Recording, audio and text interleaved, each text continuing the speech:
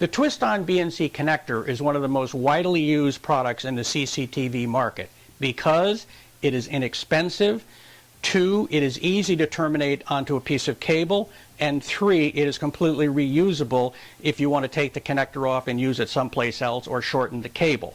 But you must be aware of 2 issues these days. Is the connector was originally designed with an internal tapered thread that has a certain sharpness and coarseness of thread that will accept a specific 0.245 inch dimension, which was the original dimension of the OD of an RG59 cable. And in most cases you'll be using an RG59 cable.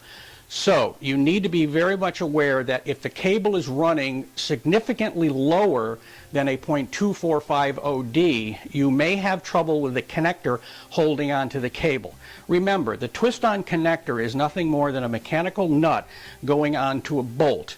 And if the cable is running significantly smaller than the 0.245 OD, it would be analogous to putting a 1/4 inch nut on an 1/8 inch bolt, and it simply won't hold.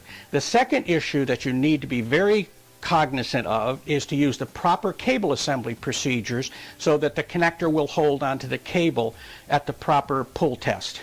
The second issue is to follow the proper cable assembly procedures so that you will guarantee that the connector will maintain the proper pull force off of the cable. I will now demonstrate that specific procedure. The first step is to properly strip the cable, but what is important is to be sure that the strip tool is set up and adjusted properly, because if it is not, this process goes downhill very quickly. First, make sure the arrow is pointing towards the correct cable setting in your cable nest. In most cases we're going to be using RG59, so you will note that the black arrow is pointing towards the 9. If we're using RG6, we would push out the orange insert, rotate the 6 over to the black arrow, and reinsert it back into the strip tool.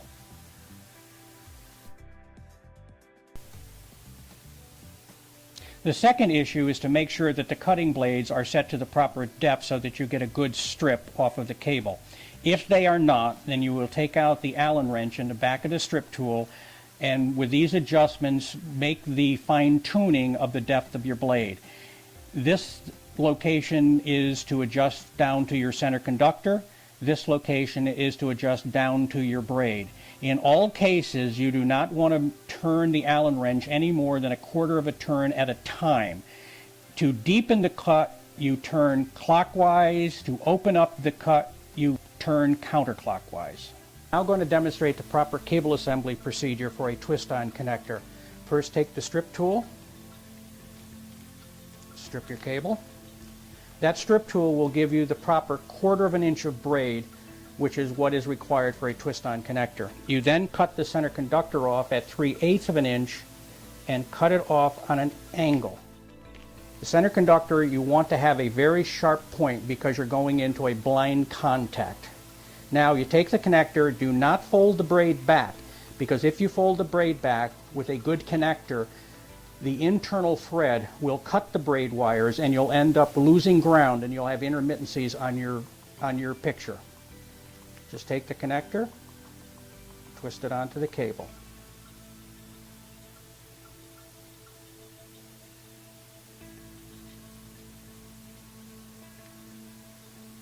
As you're twisting, you're pushing in as well. When you have it hand tight, you then notice that there is a hex body on the back of the connector. That hex body is there for a specific reason. You either take an open-ended wrench, or I will just take my dikes because I don't carry an open-ended wrench around with me, and you twist the body of the connector 3 more times.